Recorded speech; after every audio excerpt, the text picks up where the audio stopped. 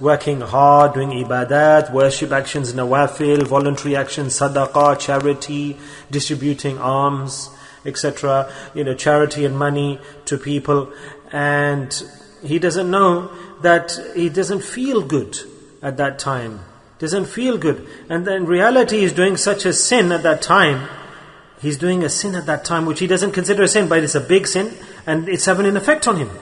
It's such a big sin, he continues to do that sin, he doesn't realize or he doesn't appreciate it, and that sin, the wretchedness of the sin, the darkness, the stench of it, the stench and the darkness and the negativity of a sin is such that sin equals darkness, it equals wretchedness and loss, it destroys a person's good deeds. And we should try to save ourselves from this.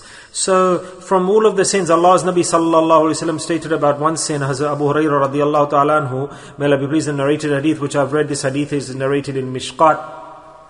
And when we look at it, today even me, you, us all, big, small, young, old, we are all probably busy in this sin. Even though, despite the fact we do ibadat and worship, try that we do not commit such sins. We need to try. Allah's Nabi sallallahu alaihi wasallam said, this is the hadith, and as Hazrat Abu Hurairah radiallahu anhu narrates this hadith, that, what's the guidance here in this hadith? That for one person, for an individual, for one person, this is enough if he is a liar. That's enough for that person, that he's lied. What does this mean? أَوْ كَفَى بِاللَّهِ كَذَبًا. And this is enough for him that he's a liar. What is enough for him? What is enough for him? Look here, this for us is a minor thing, especially for the women folk. What do? That it is enough for a person to be a liar if he does this. And lying is such a big sin, isn't it? If a person does such an action, it's enough for him to be a liar. And lying is such a big sin, we can imagine. It's directly related to Iman. A liar, the sign of a liar is that from the signs of the munafiqeen, the signs of hypocrisy, one of them is that when he speaks, he lies. May Allah Ta'ala forgive. May Allah Ta'ala forgive with regards to the liar. I'm not speaking about the munafiq here, but lying, the act of lying. In any way, when a person lies, then he is recorded as a liar. So most definitely, if he is habitual in lying, a person on everything, lying, speaking wrong, speaking incorrectly, falsely. So this is clearly visible. Hadith, they testify that that individual, he has the sign of nifaq. He has one of the qualities of nifaq. He has one of the characteristics of nifaq, hypocrisy. So this is such a big thing that an individual should not even imagine that he lies in any way or form. In any way or form. Right, to this extent, a person should try in his whole life that direct it has a link and a connection with Iman. If a person lies, it affects Iman. Very easily we slip from the tongue incorrect statements, we say wrong things and we lie. Allah's Nabi sallallahu alaihi wasallam has warned us that don't even lie to the animal, don't deceive an animal. There's an event from a hadith, it's not complete, but the meaning of the hadith I will present. There was a Sahabi, he was calling the camel and he was ushering the animal and he put out his piece of cloth, I will give you some food. There wasn't nothing. Then Allah's Nabi sallallahu alaihi wasallam saw this, subhanallah, and how Nabi sallallahu alaihi wasallam gave a message to the ummah that you were calling this animal, this camel, and was there anything in your cloth to give to him to eat? And he said, Ya Rasulullah, yes there was, that's why I was calling him. Then if you didn't have anything to give, then you would have been recorded as a liar. So with insan, to say something to deceive. So here Allah's Nabi said, they come back to the hadith that this is enough for a person to be a liar. It is enough for you to be a liar by doing what? By saying what? The hadith gives clear guidance here. What is the action that is enough for a person to become a liar?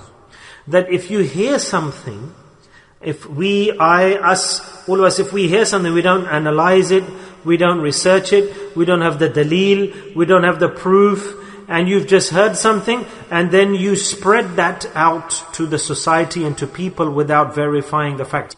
In this world, in the court of this world, what is the situation in the court of this world? That if an individual testifies and is a witness, then in that court, the testifying will not be accepted, the witness statement will not be accepted unless behind that you don't swear on oath. And you have to swear. The evidence comes that you swear that yes, I saw this, say shahada, testify, and swear on oath, doesn't matter how small or big, but a judge will not accept the statement of the witness unless he sees that he has sworn oath, and there's daleel here, there's proof, and does this all match up? This is the court of the world, and then the decision is made. So what about the court of the hereafter that Allah Ta'ala will judge upon? Allah Ta'ala will be the supreme judge. In that court, what will happen? That whatever a person says from his tongue in this world, it is recorded. Remember this.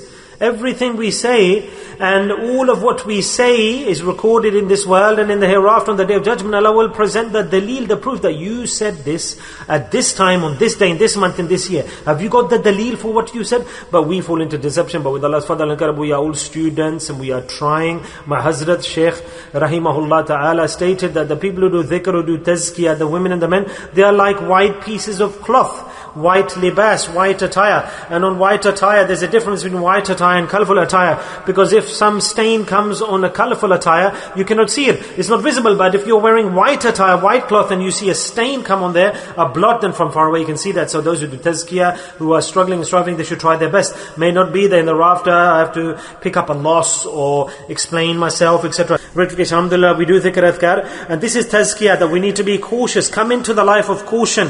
Stop wrongful actions, wasting time.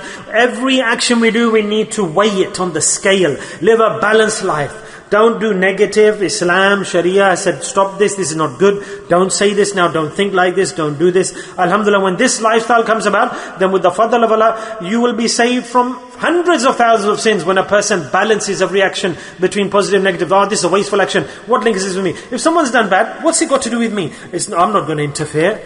And if inside I feel like the passion to spread it, then do one action. If you really are desperate to spread bad news, then go to the door or go to the wall and speak to the wall. Oh, wall, don't tell anyone, but someone told me this. That's it. And then that passion to speak to someone, then the wall will hear your news, and that's good enough. The pious elders have stated,